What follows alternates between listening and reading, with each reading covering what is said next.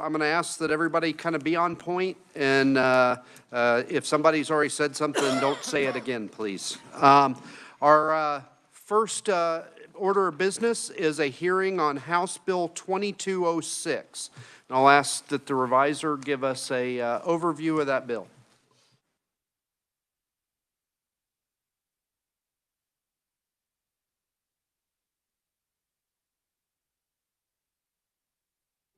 Mr. Chairman, members of the committee, this is a bill that deals with the Kansas Public Disclosure Commission. It changes the name of the Kansas Ethics Commission to the Kansas Public Disclosure Commission. Most of the sections in the bill are technical to make that change. So there's some definitions in the bill, I believe, and I came off without the copy of my bill, but I believe it's section 6, dealing with definitions of cooperation and consent in political committee. Those are important things to look at, which your conferee will deal with. I think section 8 is another one that deals with independent expenditures, raises that amount from $100 to $1,000, and makes some other changes and so on. There is a provision in the bill on page 14 of the bill dealing with when a candidate contributes to a candidate committee, political committee, and so on, the person has no control over the direct use of the contribution and so forth. So anyway, there's the bill is long, but actually there's about 4 or 5 sections in the bill that are the key. So. Are there any questions for the reviser? Okay, seeing none. Thank you very much. I'm going to open proponent testimony, and our first proponent is Mr. Josh Nye. Welcome back to the committee, sir. Thank you, Mr. Chairman, members of the committee. I've submitted written testimony. This bill is kind of the follow-up bill of incrementally bringing the matters that were discussed by the 2023 interim committee before you. I think so. I can lean forward. To bring the matters that were discussed before the 2023 interim committee before you. The first bill, I think last week, was the campaign contribution limits and the party limit caps. And so this is the follow-up to that, at least our attempt as litigators to bring before you what are at least 2 unconstitutional statutes, at least as applied. I won't go over the litigation unless there are specific questions as to how the state court in Shawnee County District Court dealt with the giving in the name of another statute, and how the federal district court Judge Crabtree recently dealt with the PAC definition, but those are hyperlinked in my digital testimony, and happy to answer any questions on specifics there. The agency name change was also brought up in the 2023 interim committee. I think there's some discussion in this committee this year as well. I won't rehash kind of the nature of the ethics tag in the media. No matter what this agency does, and again, to remind you, this agency is the only agency that solely regulates First Amendment conduct. But even the commission has kind of struggled with this at times. When you have someone who submits a late campaign finance filing report and the media report it's an ethics violation. And so I just wanted to remind everyone, ethics comes from Chapter 46, which is gifts and lobbying for governmental officials. Chapter 25 is campaign finance, which has to do with running for government. And so ultimately I found, when I was looking at this and trying to think of different names, for whatever reason I found KSA 25-4119B. And in 1981, this is still current law, mind you. 1981, the legislature passed a law renaming the Kansas Governmental Ethics Commission the Kansas Public Disclosure Commission. I don't know the legislative history of that, but it's still on the books. And for whatever reason, the references were not updated across. So that's what this bill first does is if you're going to change it, you might as well change it to what it's already been changed to. And I do think that that particular name fits with what I think the overarching theme of this agency should be, which is transparency and not prohibitions/restrictions. I think the way we think about campaign finance and even governmental ethics in Chapter 46 needs to be related far more to giving the information to the public that they need to hold their governmental officials and candidates accountable, and less about how much speech you're allowed to engage in. So that's the first thing. Happy to answer any questions. I don't know the legislative history, however, but it's right there in the statute currently. Cooperation and consent, that's the first definition that we're asking you to add a definition to. This is the Kansas equivalent to coordination. Coordination, I think everyone, and frankly in shorthand, even when talking with the agency, everyone talks about coordination, but for whatever reason, the statutes use cooperation and consent rather than going through and changing all of that. We're just pulling in the definitions from federal statute and other states that are kind of long recognized safe harbors that would update those safe harbors. And carve-outs include using publicly available information. A PAC is not going to be accused of coordinating if it's just grabbing publicly available information to use. That includes candidate likenesses, et cetera. Endorsements, long recognized as not express advocacy, but just making sure that is a carve-out for coordination purposes. Solicitations of contributions for certain committees, and common vendor firewall exceptions. On this last thing, I'd just say Kansas is a small market, and I think you all know that there are only so many consultants and mail firms that go around in Kansas, and so a lot of these are solo shops. We've really worked as a firm to try to help these small shops write firewall agreements and other type of Chinese wall or other types of ways of making sure material information is not passing between a PAC and a candidate. That said, I think that it's been pretty uneven in the past. I mean, I think even the idea, this commission most recently has said informally that the idea of a PAC treasurer serving also as a candidate treasurer is not a de facto violation. And that kind of boggles my mind why that wouldn't be the case. But this is a good step in the right direction just to give us as practitioners and the commission some clarity. And then the PAC definition. This comes from the litigation in federal court before Judge Crabtree, where he found that as applied to our client Fresh Vision, a major purpose is not in keeping with 10th Circuit case law. The legislature unfortunately didn't get this updated after finding in 2023 that it was vague and ambiguous. We had to bring suit because we were approaching a general election cycle in which the Fresh Vision wanted to engage but in issue advocacy, but because of past enforcement actions, there's a chilling effect from the commission's actions, even though that case was dismissed administratively.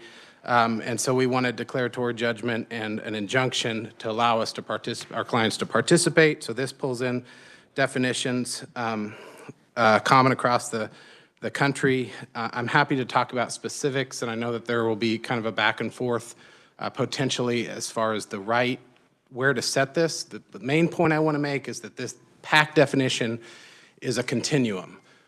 KSA 254150 is the statute that requires disclosures on a form for express advocacy independent expenditures from a non-PAC. So it's a continuum. If I decide I just want to say vote for Representative Haskins in my field, and I spend $1,000 on it. I spend $1,000 on it. I don't tell them I'm going to do it. He probably doesn't want my endorsement, but at the same time, I'm engaging in free speech. Then that starts to trigger my reporting requirements, even though I'm not a PAC or a combination of individuals are not a PAC. I still have to report on that form, and that was part of the lawsuit. Happy to talk about the minutia on that, but I'll keep moving. But that's the first level of regulation. Eventually, you get to, well, at some point, I have to disclose all my donors. That's when I get labeled as a PAC, and that's what this definition does. At some point, you cross that 50% threshold or that the major purpose threshold, and it's a piercing of the veil moment. It really is an existential moment. If my plan was to set up a 501c4 or another type of organization where my donors don't want to be disclosed, they just want to contribute to the cause, and if regulators come after me to say, well, you're a PAC, 4150, yeah, that's fine, you can put that on a form, but you're a PAC, that's an existential crisis for that organization in terms of, well, I told my donors one thing, now everybody and their brother is going to know who supported this candidate versus that candidate, and that can be very chilling if there is an expectation. So this would provide a lot of clarity regarding that. Happy to talk about total spending, the formula, all of that type of deal, but that moves on. And finally, the definition of giving in the name of another. Very briefly, this definition, we are trying to isolate what I believe it was always meant to be, and what the case law has always said it was. And Judge Watson noted this, and I've linked to the case from 1991, State v. Palmer, that established this fact pattern as what this was trying to prevent in the past, which was, and I said this last time, the whole point is so that I can't keep my name off of a report by telling my buddy to give to Representative Proctor's campaign, and then after the election cycle, giving him $500. It's keeping my name off of a report. So what this definition would do is it would say, this does not include contributions that are made between entities that show up on reports. If A files a report, if B files a report, and C files a report, then any contributions between those, transparency is already checked, and so it's not giving in the name of another if we're talking about that. The thing that's been so controversial over the past 3 years is the Governmental Ethics Commission in the subpoena cases trying to turn that into earmarking. I don't have a position to stand here before you today on whether you should regulate earmarking. But if you're going to do it clearly in a separate statute. Don't bootleg interpretations and federal regulations into a statute that wasn't designed for it. So what this is doing is saying, once I give money to a committee of any sort, I don't get to restrict how they use that money. I can suggest all day long, I can plead all day long, I can try to get them to sign on the dotted line, but this definition would declare those types of attempts of restricting donations invalid by law, and then once I give that money, it's theirs to use how they choose. And then if you want to follow up by regulating pass-through schemes or attempts to put money over here and then sending it over there to avoid campaign limits or anything like that, do that in an earmarking statute, not in giving the name of another. I'll stand for questions. Are there any questions for Mr. Nye? The ranking minority member. Thank you very much, and thank you, Mr. Nye, for that. You had mentioned, and it's just more of a technicality of curiosity, you had mentioned in your testimony that the definitions for, oh gosh, I switched my notes already. For cooperation and consent is adopting safe harbor language from federal statutes in other states. I was just curious, what are the other states? So we tried to do this in 2023. There was House Bill 2391, I think, that had different language where we were trying to basically reference federal regulation. The problem with referencing that, according to the revisers, and I agree with this, is that can change. And so we're just trying to take common exceptions that are recognized. My point was, this isn't just Kansas, these aren't new exceptions. I don't have a list of states that Okay, all right. have done that, but instead of just, I think the interim committee said, just take the federal safe harbors. And so if you're going to do that, don't reference the federal reg, just come up with what you want to carve out. And I think it's important that you actually engage in, if you don't understand why these safe harbors are in here, that you talk about that. Right. Because I think they are commonly recognized exceptions, that we're not trying to get anybody in trouble on coordination if you're trying to do the right thing. Thank you so much. Thank you, Mr. Chair. Representative Wilborn. Thank you, Mr. Chair, and thank you, Josh, for being here. As a brand-new member, I haven't taken time to read the bill, so I'll probably go off the rails a little bit. Have you ever thought about a statute of limitations section in some of this controversial area? Yeah, so in 2023, in Senate substitute for House substitute for Senate Bill 2008, that was the eventual procedural reform. They did pass a 5-year statute of limitations on ethics commissions complaints. So we already have one. It's 5 years, and that lines up with criminal law. Most misdemeanors and felonies are 5-year look back on that. So that's in there. We're getting to the point where the COVID extensions, I think it was 11 months. Hopefully my law professors aren't watching. I think it was 11 months. Well, one of them is. So we're going to get back to a true 5-year look back at some point. So we're burning through the 11 months right now. Are there any other questions for Mr. Nye?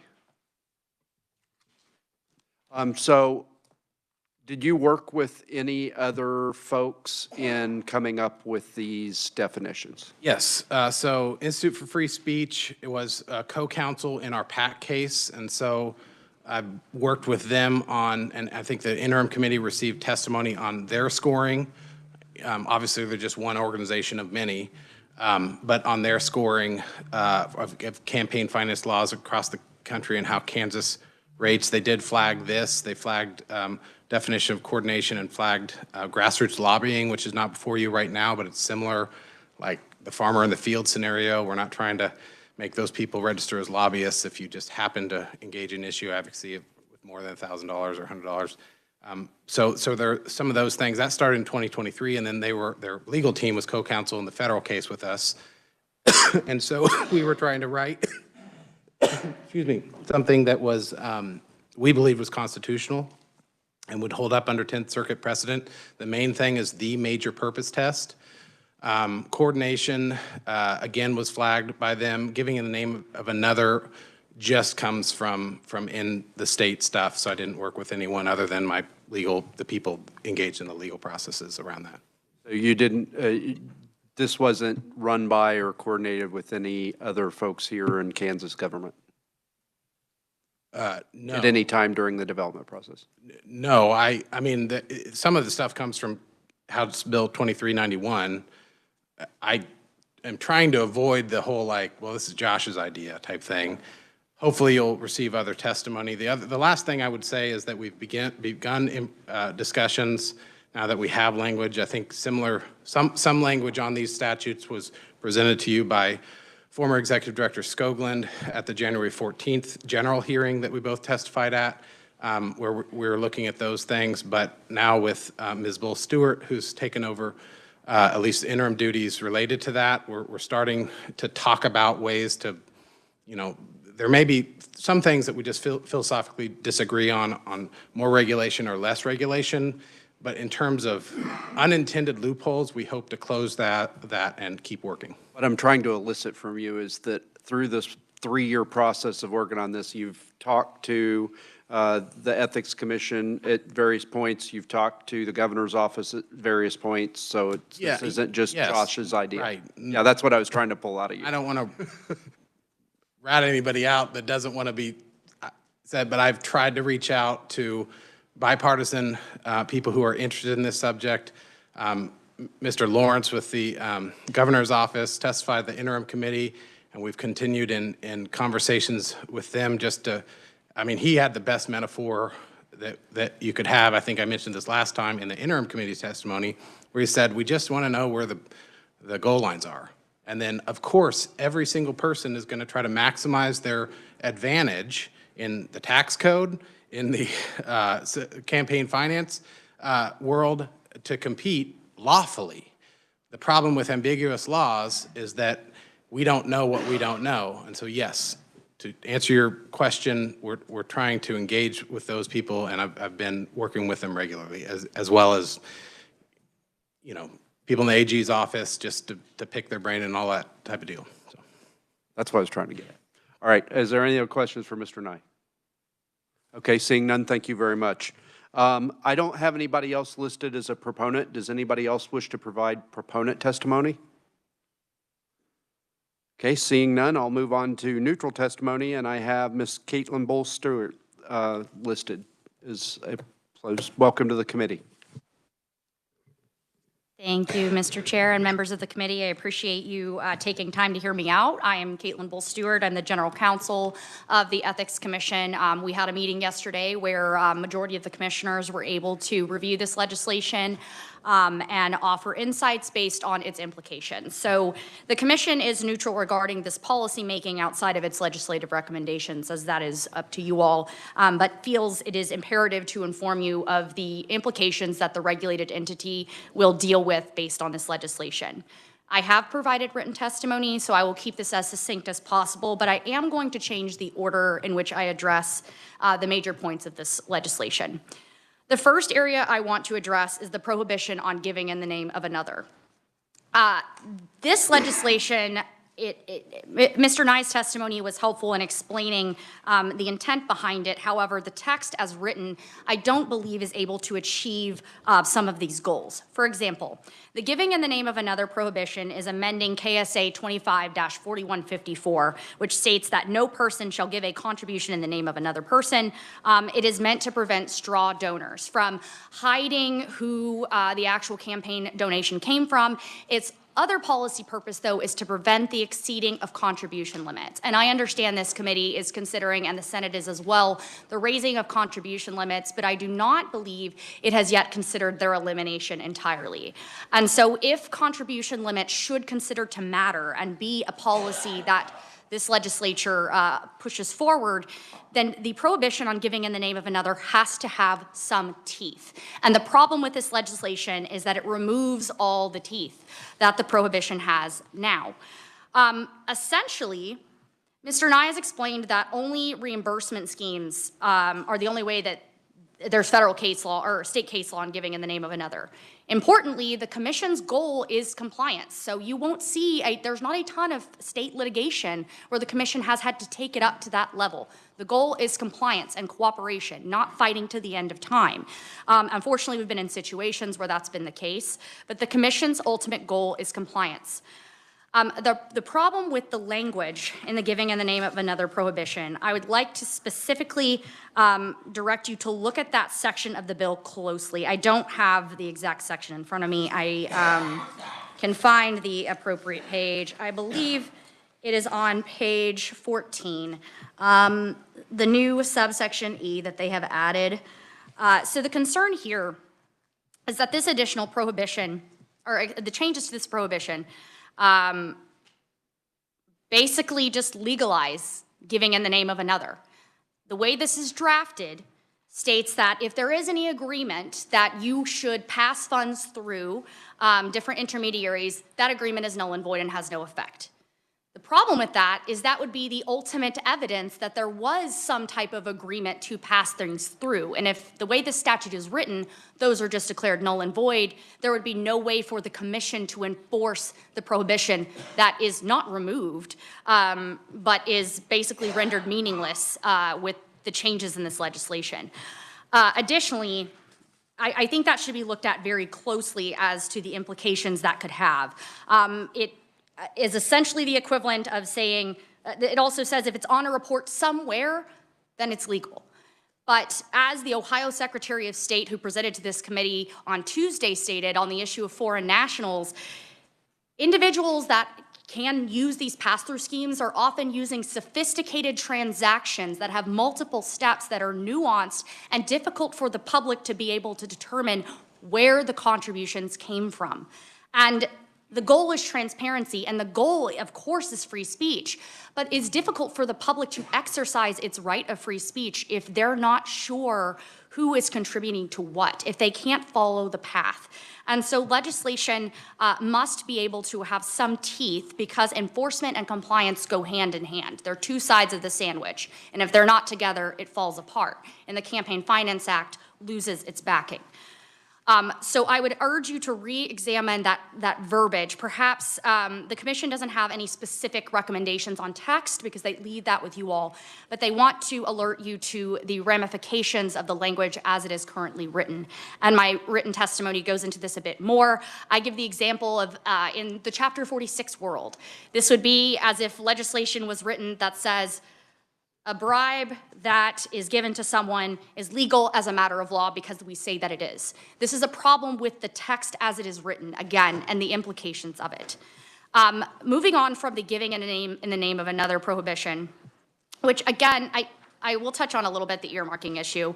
Earmarking is not separate. It can be a type of giving in the name of another. The plain language, the meaning of earmarking, dictionary definition, just means to assign a specific use to funds.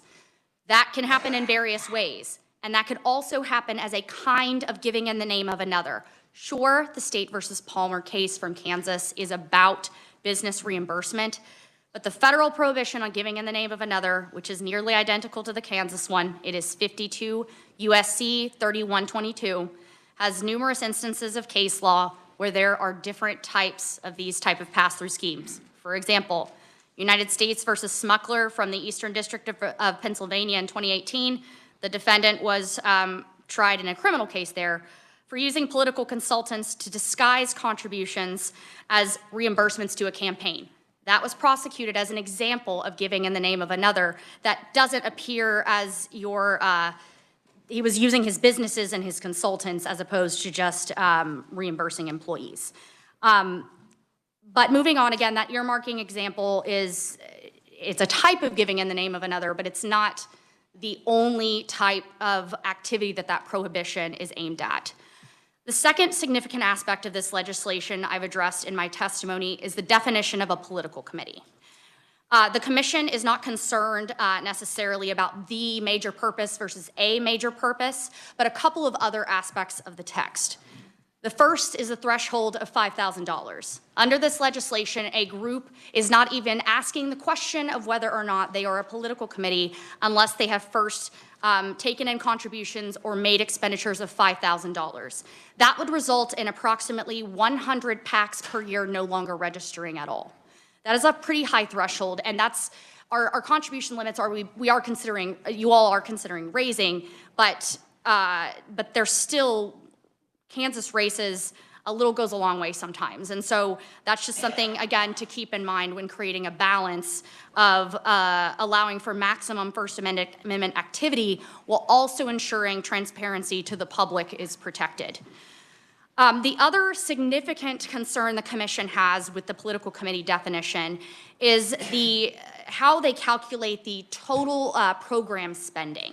And I highlight this very much in my testimony as understanding that people can maximize whatever they want in the tax code. But if you make the tax code, or the Campaign Finance Act in this case, toothless, it becomes the wild, wild west where people do whatever they want.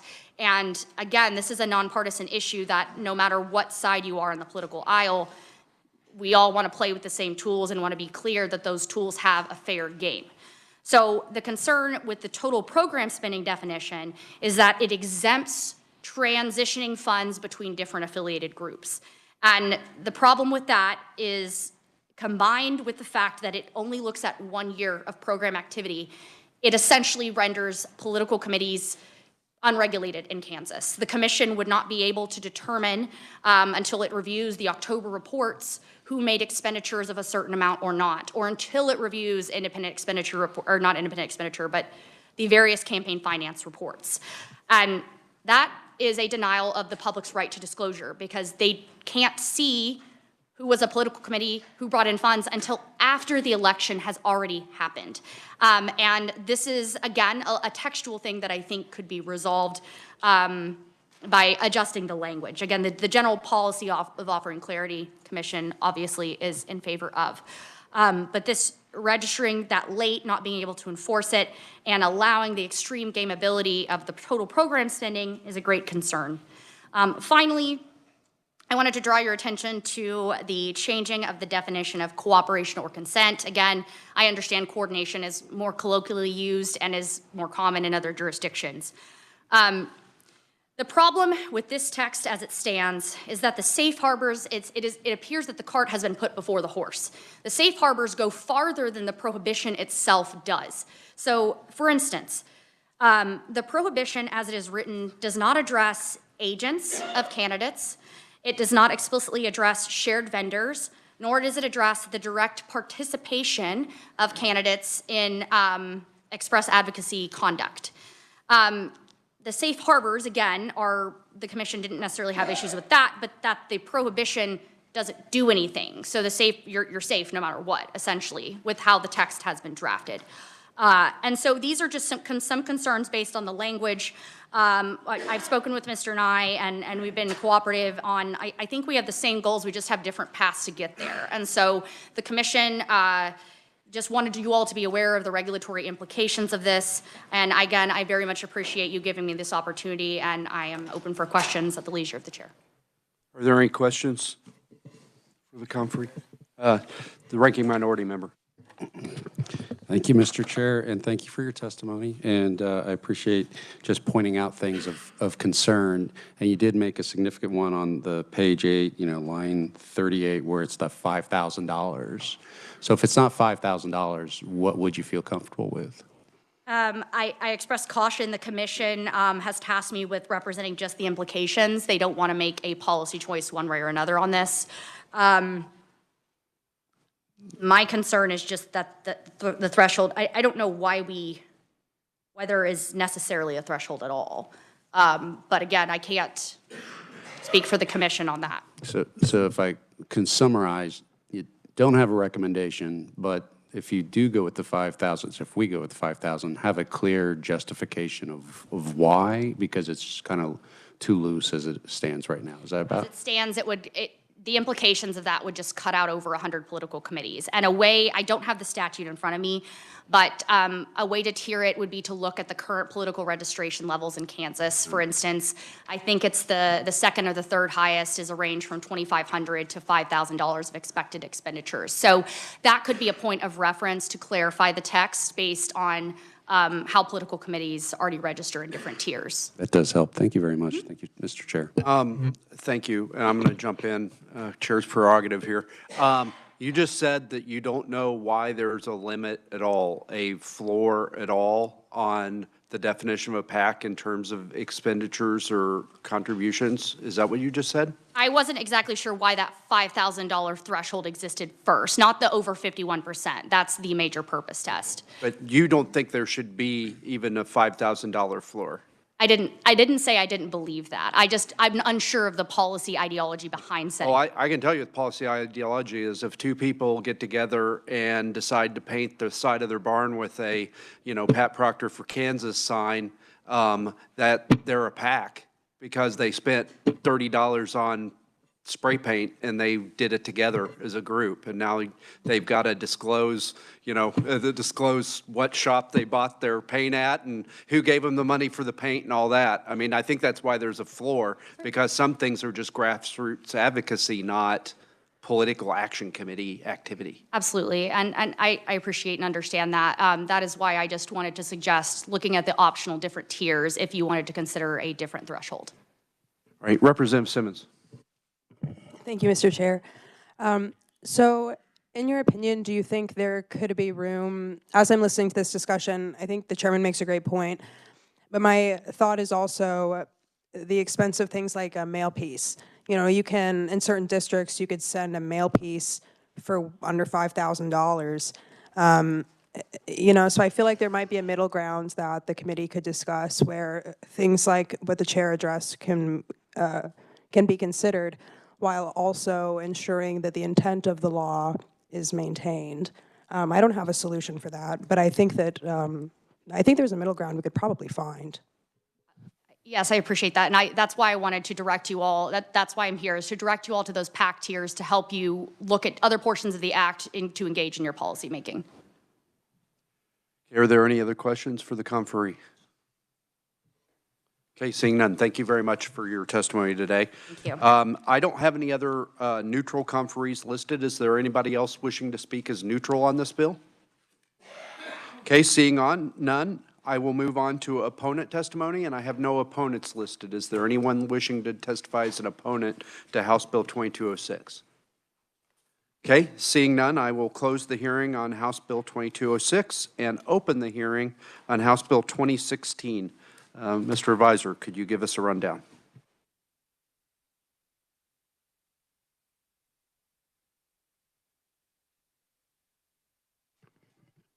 Mike Heim in the Revisor of Statutes Office, Mr. Chairman. This is a much simpler bill. The gist of it is that the obituary notices published by online funeral homes located in the county that reports the death of a registered voter could be used to basically scrub the voter registration rolls. Any questions for the revisor? Okay, seeing none, I'll move on to proponent testimony. And the first proponent I have listed is Mr. Clay Barker. Welcome back to the committee, sir. Thank you, Mr. Chair. Clay Barker, General Counsel, Kansas Secretary of State.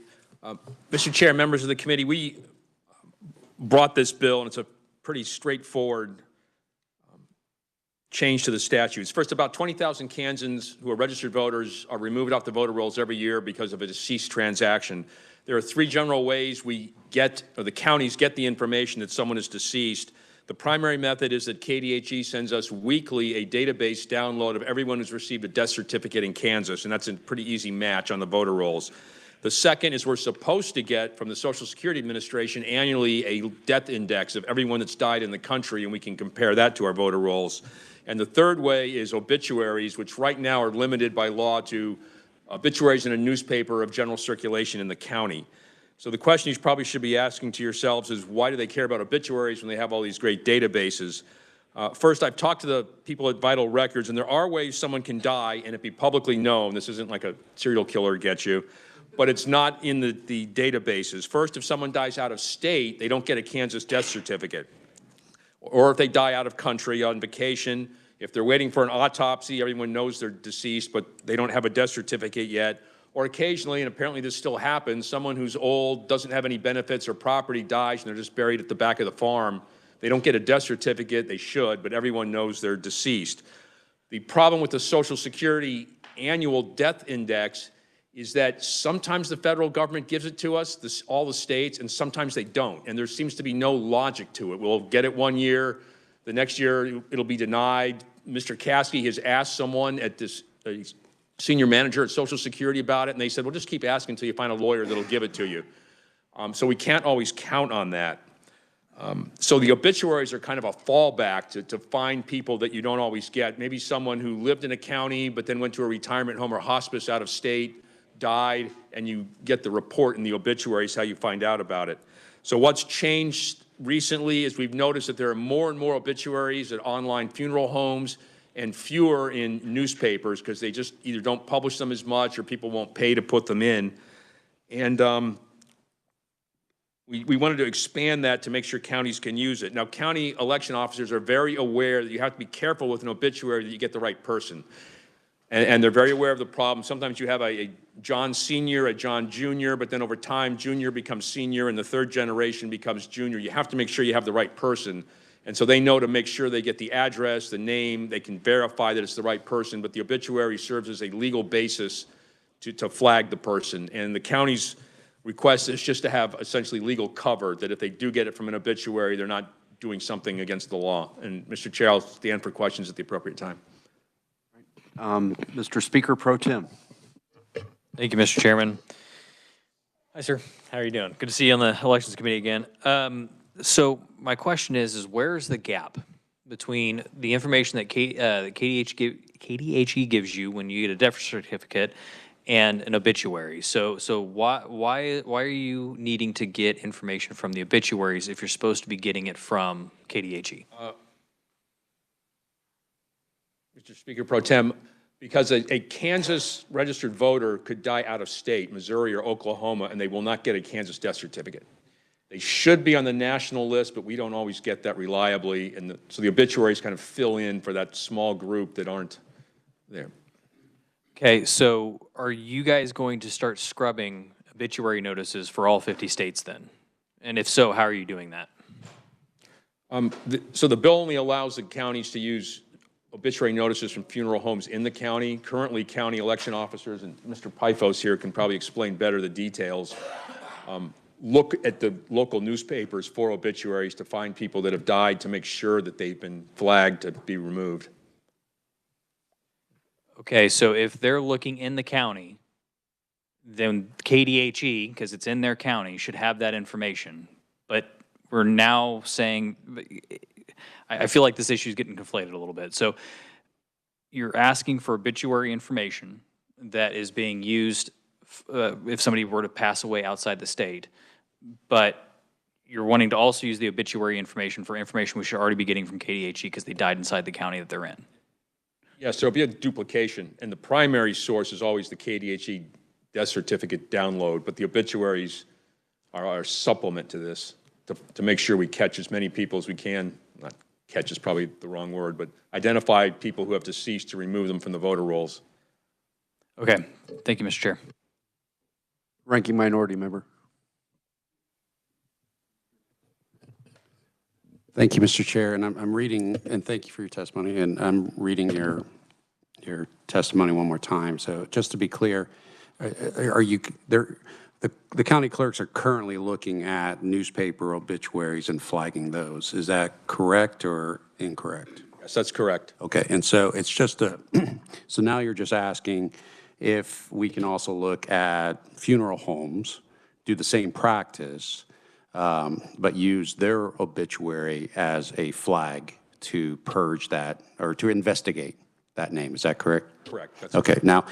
Now, when you say flag, that means just like you've described before, like we've talked, is like you may start off with 1,000 people that we need to invest, but we have a process to go down to whittle it down. You're not just like saying, oh, okay, they're in the obituary, we're going to erase them from the voter roll. You're still going through that 5-step process that you described the other day, correct? Right, because obituaries will have different amounts of personal information, so you have to make sure you have the right person. So again, this is not the primary source. Right, it's just a flag, and because they don't publish the street address, for example, in an obituary, because, you know, it can lead to theft and home raids and everything like that. Correct. They may have like a spouse, which you can. Spouse, they'll have their date of birth. Thank you, Mr. Chair. Thank you. Representative James.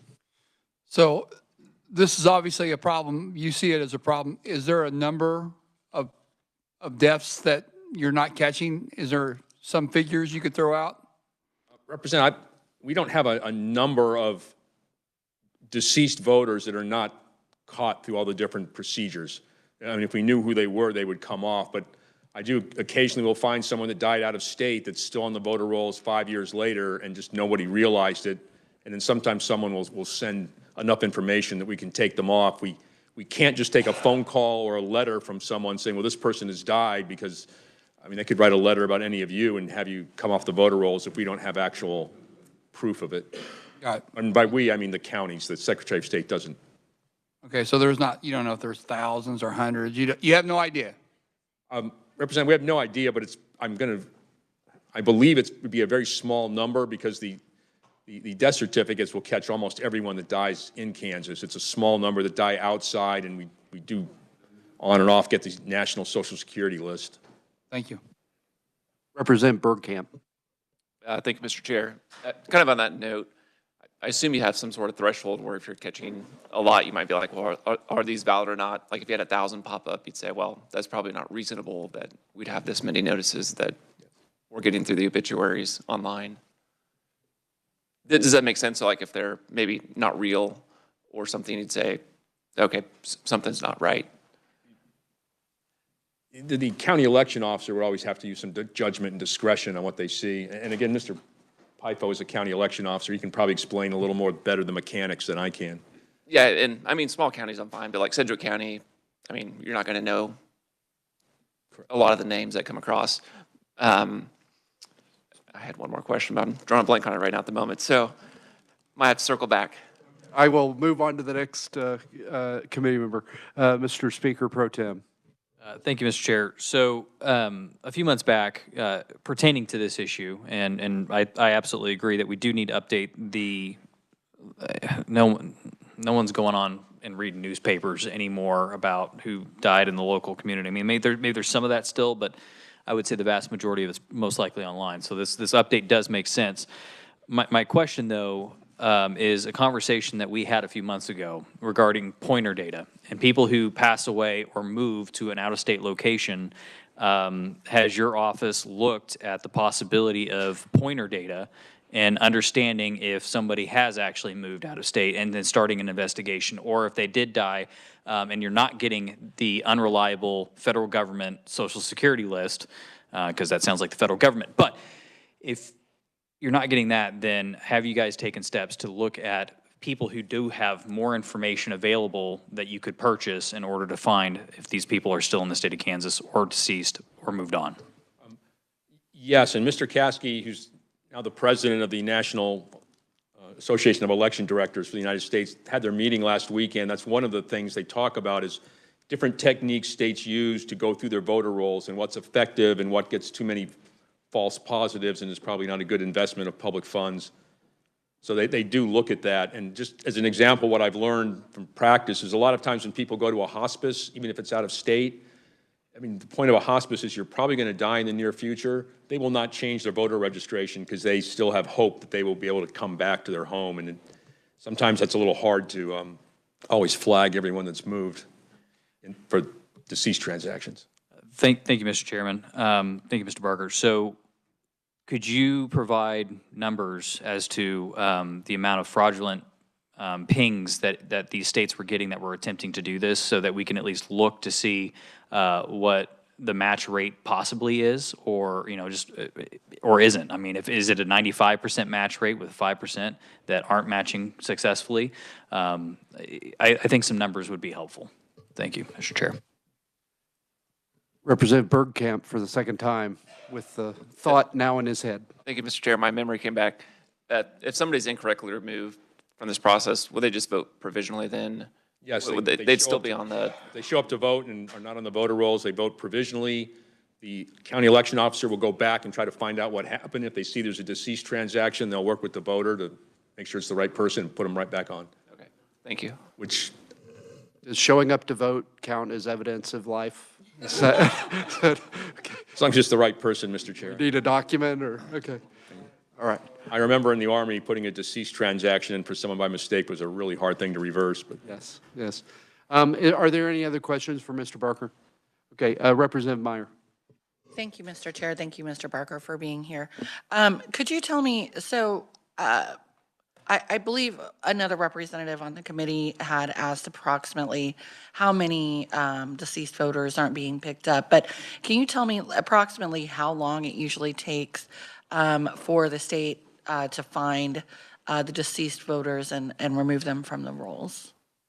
Representative, so we get a weekly report from KDHE of all the death certificates issued, and it should be within a week. We take that, send it to the counties, and they can remove them and almost Understood. immediately. So it feels like this, it feels like there's more to this, and I'm not really understanding. Like, I'm concerned about removing people from the voter rolls while inadvertently, while really trying to protect, elections and everything like that, which is very important, obviously. But I just don't understand the rush to do this, and without really making sure that we look at all the different options. And as the Speaker Pro Tem, I think, brought up some pretty good points. I feel like we've got to slow down and look at it. I just don't understand the rush, or if there has really been any major problems or issues that you've found with this in the past that leads us to need to do this. No, Representative, there hasn't been any large problem that caused this. It's more we've noticed the transition of obituaries from paper newspapers, even online newspapers, to online funeral homes, and it was something the county clerks had requested, and because they wanted the legal cover, for lack of a better term, to be able to use the obituaries as a basis to start removing people. So there's no rush. It was just a evolution of how this information is reported. I've seen obituaries online for online obituaries and stuff like that. Not all of them are legit looking. Some of the websites just kind of throw stuff up because they gather data from other websites and they just throw things up there. And I don't know exactly what type of websites specifically you're gathering it from outside of funeral homes, but. And this is why the bill limits it to a funeral home in the county, so the clerk will be familiar with it. And there's probably, like Sedgwick County, for instance, large county, if a funeral home in Sedgwick County reports it, the neighboring county wouldn't be able to use it, though they might be, find out something and follow up, but that's not a basis because it's not in their county.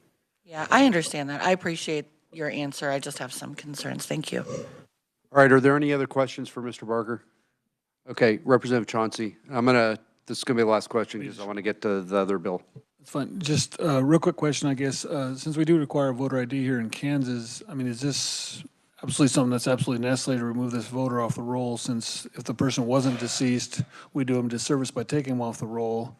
But yet, if they somebody tries to go to vote in that name, they have to have an ID issued by the state in order for them to actually vote. So, I mean, is this something that we absolutely need to have, or are we just, what's the number of people that are actually dying out of state that we don't know that are still in the voter roll that don't have an ID to produce to actually vote? I don't know how many die out of state that we find out and take off the voter rolls. And again, this is not, I would not call this a critical, it's a supplement to what we're already doing, just to give the county election officers one more tool. All right, thank you very much, Mr. Barker. Our next conferee is Mr. Rick Pifo. Welcome back to the committee, sir. Thank you. Actually, this is the first time I've testified before this committee this year, but so thank you for having me here. My name is Rick Pifo. I'm the Harvey County Clerk, and I'm actually the president of the Kansas County Clerks and Election Officials Association this year, and I'm also chair of our Elections Legislative Committee. We do strongly support this legislation. We actually put it in our platform to advocate for provisions to effectively clean voter rolls. So we encouraged, Secretary of State's office actually introduced it, but it was an idea of one of our members. So the big issue is as Mr. Barker said, newspapers are becoming less prevalent. There's a lot of areas that don't have newspapers anymore. Their circulations, the ones that still exist, their circulations have gone down. The cost of publishing an obituary has gone up. This would just give us another tool to use. I want to be clear that the KDHE list is great, but it's not automatic. Just because there's a match, it doesn't automatically cancel those voters. We verify, and we do use obituaries, and even in this case, it allows us to use the funeral home obituary as the first source, like a newspaper. We do currently, or a lot of counties do currently, use funeral homes to verify, and we print those out, attach them to the record, so we know later on if somebody comes to vote and they've been canceled, we have the proof of why we canceled them. This just gives us another tool, and a lot of funeral homes nowadays offer email notification, so they can send us an email when they've posted an obituary, and so just like reading it in the newspaper, we get that like today. They just, got the person, they've posted the obituary. So we use that information. So if we have some sort of proof and we can match up the data, then that registrant is canceled. If we can't match it up, then we try to find more information. But there is a lag. So yes, KDHE does a weekly match, but it takes them a while to process a death certificate. So oftentimes we will find the obituary in the paper, cancel that voter, and then later on it doesn't match because we've already canceled it. But so if we didn't catch it, then the KDHE backs it up if we didn't find it. So I guess hopefully that clarified a few of the questions. Otherwise, I don't think I have any other points other than I would stand for questions. Are there any questions for Mr. Pifo? Okay, Representative Miller. Thank you, Mr. Chairman. It's kind of it's a related question, but would you consider a social media post saying rest in peace or something of that nature? Is that considered somewhat of an obituary, or would that cause you to investigate? Not really. I mean, if we have some notice that a person died, we would try to find evidence, you know, of that death, and if we did find evidence, but you know, and KDHE is one of those, we don't regularly go through the rolls and check every person and say, are they, you know, did they pass away, you know, through every registered voter. We have to have some sort of notice that that person has passed. Would that cause you to investigate further if, you know, if somebody brought? Likely, we would probably try to look that up and see if we could confirm it with a newspaper obituary or something. Thank you. We want the voter rolls to be clean. We don't want to, there's allegations of dead people voting. Well, if we can take those dead people off the rolls, then we should be able to do that. So, and this is just another tool. Mr. Speaker Pro Tem. Thank you, Mr. Chairman. I apologize, committee. Sorry, I don't get to do this as often as you guys, so I'm getting it out of my system here.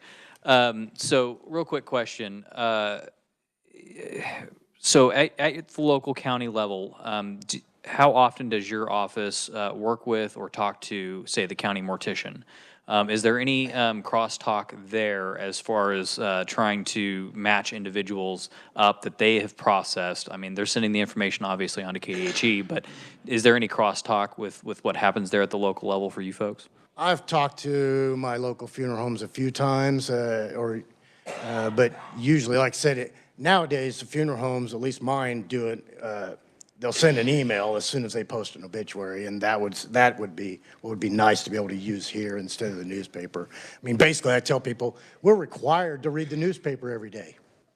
I mean, so if somebody sees me reading the newspaper at my desk, it's in law that I'm supposed to read it and I'm supposed to act on it. So, same thing. This would be just another source instead of the newspaper. Okay, thank you. Representative Simmons. Thank you, Mr. Chair. Thank you. Has there been discussion of any kind of liability concerns? Let's say there's a mistake made and someone is removed from the voter rolls. Is there an appeals process, or who would be liable for that? I wouldn't think there'd be they're allowed, they can vote provisionally, like was said before. So if they come, and I had an instance where when I was the deputy clerk and processing obituaries every day myself, that there was a person that got canceled inadvertently. It was a junior-senior thing. The person showed up to vote, and we were able to verify. They voted provisionally. We were able to verify that, yes, they are alive, and it is the right person voting, and so. Thank you. Mr. Ranking Minority Member. Thank you, Mr. Chair, and thanks for your testimony. And I think it would be timely if you could just give us a walkthrough how this works, whether it's with the newspaper or whether it's the funeral homes. Somebody is flagged, then what? So say I'm reading the newspaper, we look at the obituary. If there's enough information in the obituary, we search the name, try to match. Most obituaries will at least have a date of birth. Any other information that we can match up, we want to be assured that we're getting the right person before we change their status to canceled. And then we copy the proof, like the obituary that was printed. We print that out, scan it to the record, so then later on we have that proof that, yes, this is why we changed them, because we had this. Now, you might find that, yeah, I scanned this and it wasn't the right person if you inadvertently changed them. But, and same thing on KDHE. Yes, it's great that they're doing a match, but they're just doing a database match. We're doing a person is actually matching that up and saying, yes, you're right, KDHE, you're correct that this one matches. And we go try to find proof on every one and not just trust that KDHE is right all the time. We're going to try to find proof and then attach that proof. And thank you. And just to clarify, and I appreciate that example, is we heard the other day from the Secretary of State's office that there's like a recommended 5-level verification process. And so, name, obviously, date of birth, probably look at address and, whatever information, but you have to have 5 identifiers before we can remove. Is that best practice? Is that standard? Is it like, well, he was my neighbor, and I know he's no longer with us, so I'm going to take him off the list? I mean, No, like I said, we want proof that it actually happened, not just you saying, that this person died. We're going to find independent proof that that happened. Just for the clarification of the committee, right now in statute, a newspaper obituary is proof. It is. And it's legally approved as proof. We can use All we're that as doing a is- first line. Yeah. Sorry to interrupt. Yeah. Okay. Are there any other questions for Mr. Paivo? Okay, seeing none. Thank you very much, sir. I have nobody else listed as a proponent. Is there anyone else wishing to testify as a proponent on House Bill 2016? Okay, seeing none, I also have no one listed as neutral. Is there anybody wishing to speak as neutral on this bill? Okay, seeing none, I have nobody listed to speak as an opponent. Is there anybody wishing to speak as an opponent on this bill? Okay, committee, I'll direct your attention to the written-only proponent and opponent testimony on this bill. And I'm going to close the hearing on House Bill 2016. And I'm going to open the hearing on House Bill 2023. Mr. Revisor, could you remind us what this is about?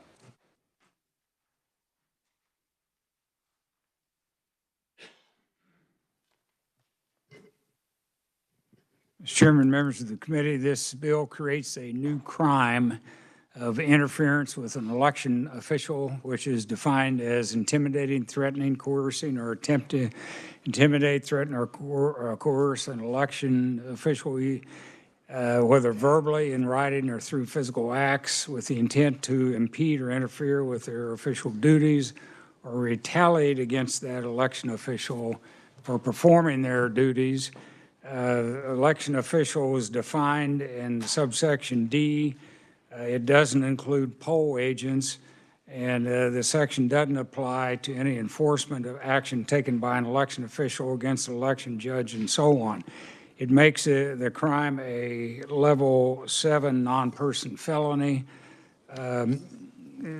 Presumption probation unless you've got 2 prior person felony convictions. So there's other election crime statutes that are 11-7 or level 7. I don't know if you want to get into any of that, but anyway, that's the bill. Are there any questions for the revisor? Representative Williams. Mr. Chair, are there any other statutes for any other occupation in which there is a definition for intimidating or threatening or coercing? I think there are. I would have to check the criminal code, but those terms are not unusual in some criminal statutes. Okay, and I don't think we ever passed the referee one, did we? No. Okay, then my only other question for you, Mike, would be, the definition, there is no definition for intimidating or threatening. Would that be somewhat subjective? That would be up to, in this case, to that election official to make the determination and file the complaint or seek some actions from a local safety officer? I could check the criminal code. There may be defined. I'm sure they're in case law if they're not. All right, thank you. Are there any other questions for the revisor? Okay, seeing none, thank you very much. I'm going to open proponent testimony, and the only person I have listed to speak on the bill is Mr. Clay Barker. Welcome back to the committee, sir. Thank you, Mr. Chair. Clay Barker, General Counsel, Kansas Secretary of State. This bill is pushed by Secretary Schwab. It's based on input he's gotten from other states, from Mr. Caskey and his relation with other states, and from county election officials. Intimidation and interference with elections was a growing problem in the United States after the 2020 election. Hopefully, after the results of the 2024 election, it will go down and subside. Several of our neighboring states have adopted similar laws to this, And the idea is to target a specific crime to protect election officials, and this crime would go in the election crimes section of the statutes, which is Title 25, Elections, Article 24. There are already 29 election crimes of various types, but none of them actually protect election officials. It's going after people that do something to cheat the election system. So it's specific, its penalty is a little harsher than the generic interfering with a public official statute, which is just a generic crime against public order. And one thing about the election crimes that's unique is that there's concurrent jurisdiction between the Attorney General and the county election officer, and actually also the Secretary of State. This is the one type of crime they can prosecute, even though Secretary Schwab has said he will not use that authority. That was granted when Mr. Chris Kobach was the Secretary of State. Three basic reasons, and this is in my testimony. One, elections are fundamental to our process. It's the one right that the government must provide to the voters, which is a recent Supreme Court decision. And again, it has a lot of crimes surrounding it, which indicates its importance to the system. Second, it would send a message to the public that this is valued and protected. And third, it would be a deterrence between people who intentionally go out to interfere with the system. And this is not people that complain or have suspicions about it or ask questions. These are people that actually, at the election site, start screaming at voters, shoving staff, and these have been reported to us. And I know Representative Williams had asked about the numbers. We will refer anything we find at our level, and both Mr. Caskey and Secretary Schwab have been threatened, to law enforcement, and we're aware that county clerks or staff sometimes are interfered with, and we just advise them to tell local law enforcement. I don't have numbers because law enforcement does not report back to us on the outcome of their investigations, and I'm sure there are incidents we're not aware of, but they do happen. Luckily, not as often in Kansas as in a lot of other states. And with that, Mr. Chair, I'll stand for any questions. Are there any questions for Mr. Barker? Representative Williams. Thank you, Mr. Chair. So basically, this bill was, this was introduced on behalf of county official election workers. They wanted this bill, is that correct? Secretary Schwab got input from different county election officials that they would like to see a specific statute defending them, making it a crime to interfere with them doing their election business. And so if anyone had been actually shoved or had been threatened with bodily harm, I would think that they would have made a police report. And so they did not provide that information to you? Representative, when we're aware, we tell counties if something happens, you have to report it to your local law enforcement and it will go to the county or district attorney. We don't track that. I don't know the outcome of it, and I can't give you an overall list, but if a complaint was made, there should be a police report somewhere. Whether it goes anywhere, I don't know. The police would investigate it. The county or district attorney would see if there's probable cause to take any action, or whether it's something you just lecture someone and say, don't do that again, and just drop it. That's up to them. All right. Well, thank you, Mr. Chair. And I think if we pass this, we should just add politicians to it, too.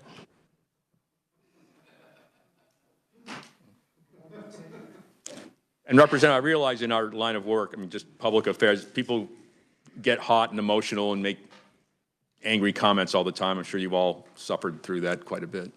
Representative Bergkamp, try to top that. Thank you, Mr. Chair. Probably can't. Probably along those lines, you probably can't answer this either because it's kind of data related.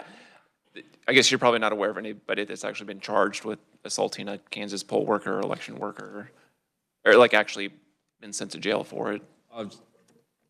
No, Representative, I don't know anyone. I've heard descriptions of incidents. I don't know anyone who was actually charged. I don't know, and I don't believe anyone's ever been sent to jail in Kansas for it that I'm aware of. Okay. Yep. Thank you. All right. Are there any other questions for Mr. Barker? Mr. Vice Chairman. Thank you, Mr. Barker. A question on the scope.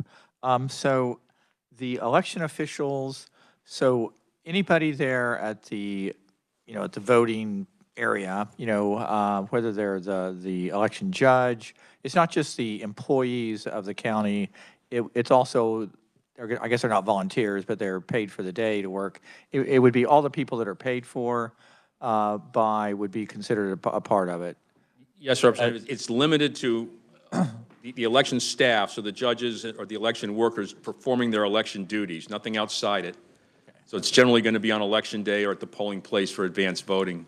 Okay. Is where this would apply. And perhaps also, and this has not happened in Kansas, but it's happened in other states where someone will park a pickup truck outside the election officer's house and sit there with weapons and making threats like, we know where you live, we know where your kids are, we're coming for you. Which has not happened in Kansas, but it's Arizona, things like that have happened. And if I could, I know the, the County Clerks Association is very much in favor of this. But again, we don't have any real data. I mean, there's not like, I mean, not even informally from the clerks, like, oh yeah, we had people threatened, or, I mean, there's no database or sort of hard data as to how often this happens in Kansas. No, unfortunately, Representative, we don't track that. We're just aware of it, but again, it goes right to law enforcement and what they do with it. They will investigate, but they have no duty to report back to us what they do. And I'm not aware of any convictions. I think that would have been in public record. Are there any other questions for Mr. Barker? Okay, seeing none, thank you very much. I don't have anyone else listed as a proponent. Is there anybody wishing to speak as a proponent? Mr. Pifo, please introduce yourself for the record and welcome back to the committee. Hello, Rick Pifo again. I didn't prepare written testimony or testimony on this particular bill because it kind of slipped my mind, but I do want to say that our association is in full support of this. Like Mr. Barker said, I don't know of any specific instances in Kansas, but I think this is mostly based on, there are some specific instances that have been reported in other states. And in our poll worker training, I've had to start putting in there, about be more careful about they have to be more concerned about their physical safety. And I don't think that that's proper, that my poll workers should have to be concerned about their physical safety for doing something that they think is their civic duty. So, any questions for Mr. Pifo? Representative Penn. Thank you, Mr. Chairman. And this is for Mr. Pifo or for the previous conferee. I'm not sure, has there been any discussion about, is the wording of the bill too broad or too narrow pertaining to the specific types of activities that can be determined or called threatening or anything to that effect? I don't know.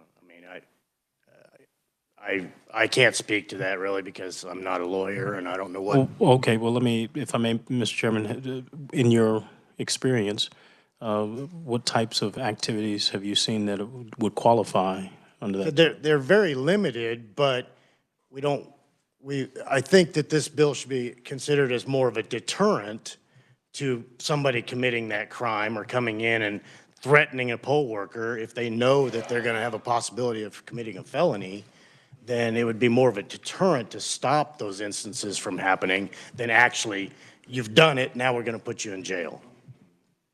That's what I'm saying. That's my opinion of it.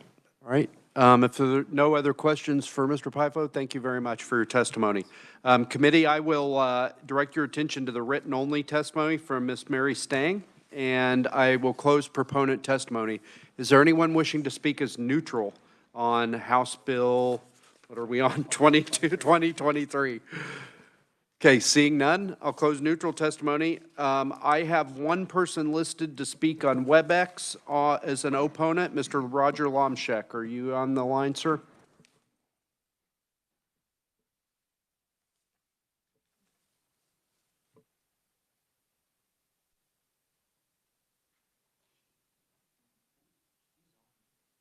Sir, we can't hear you. I am. Okay, can you hear me okay? I have you now, sir. Welcome to the committee.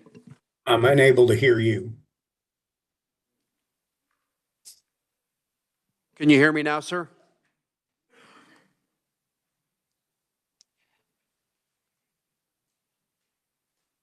It's like I'm unmuted, but.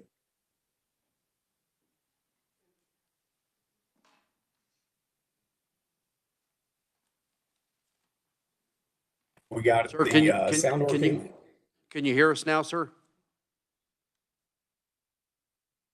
If you, Representative Proctor, if you can raise your hand if you hear me, okay, then I'm just going to go ahead and talk and we will roll with it as is.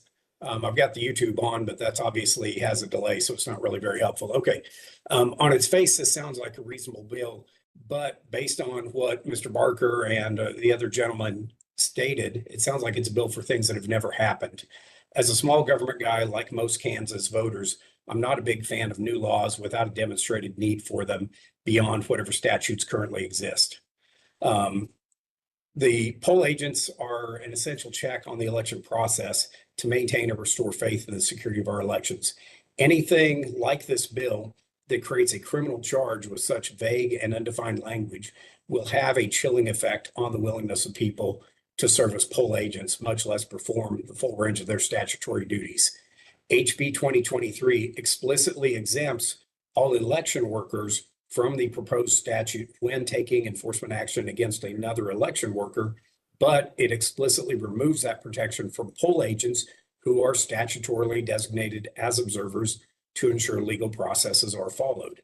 How could a poll agent ensure election law is being followed when any attempt by a poll agent to exercise their duties in any kind of a non-friendly environment could result in a felony charge by the person they are observing?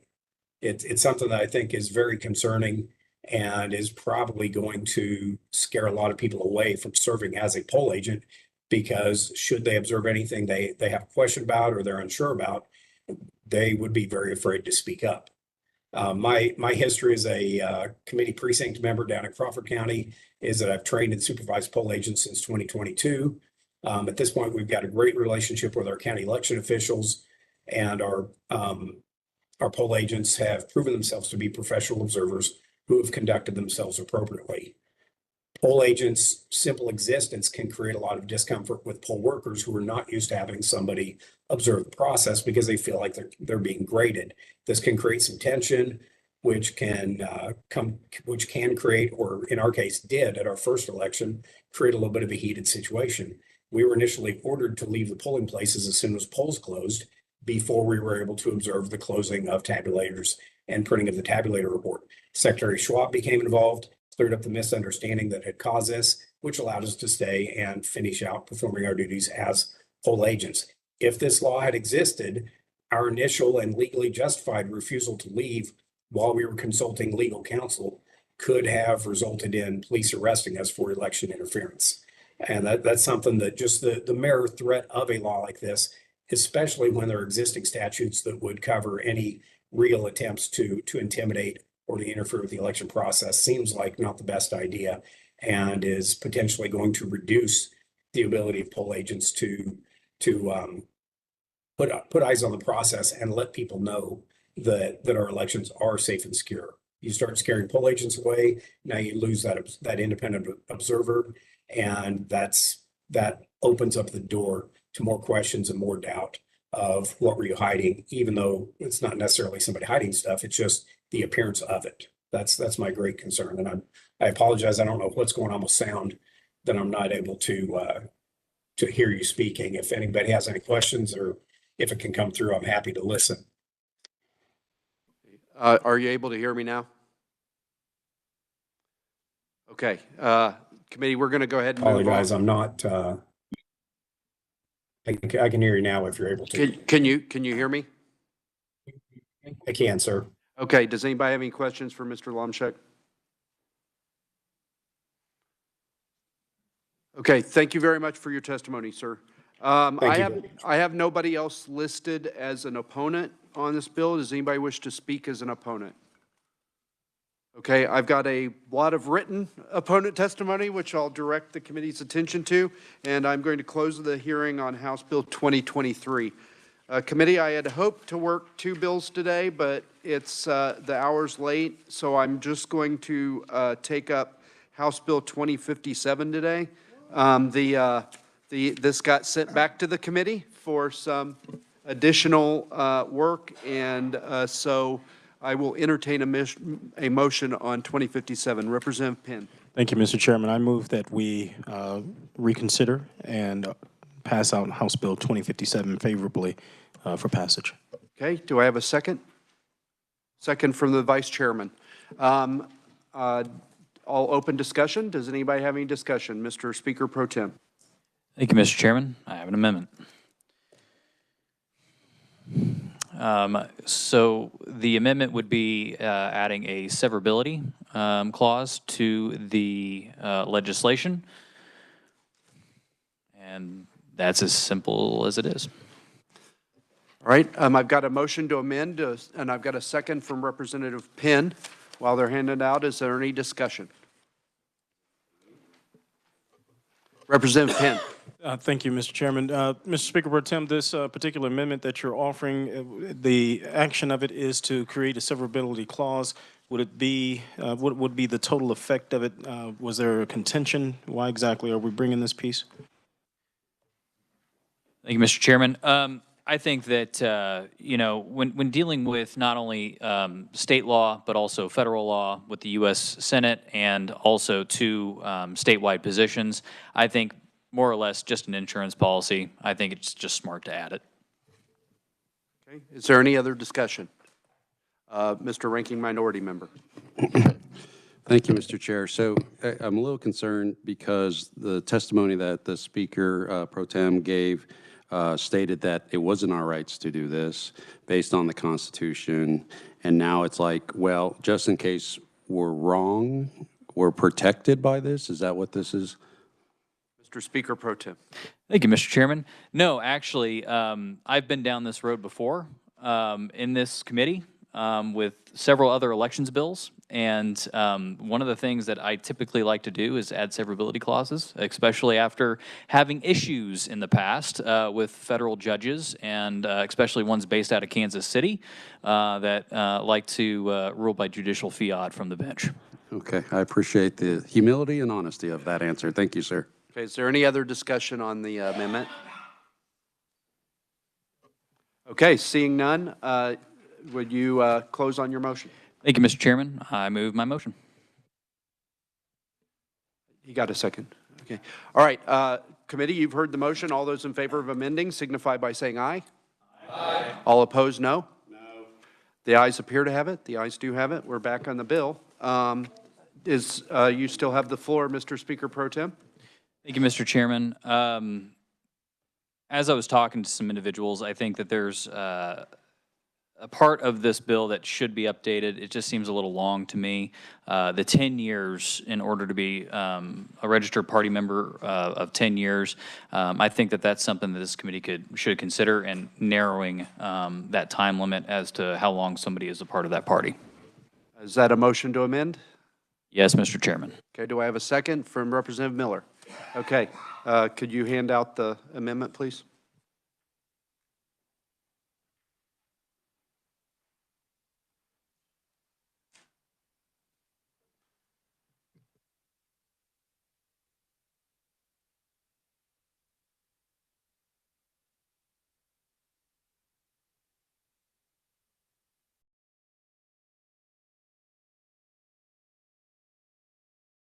So what this amendment does, committee, is instead of 10 years, the person has to have been from the same party as the person being replaced for two even-numbered year elections. So a midterm and a presidential election.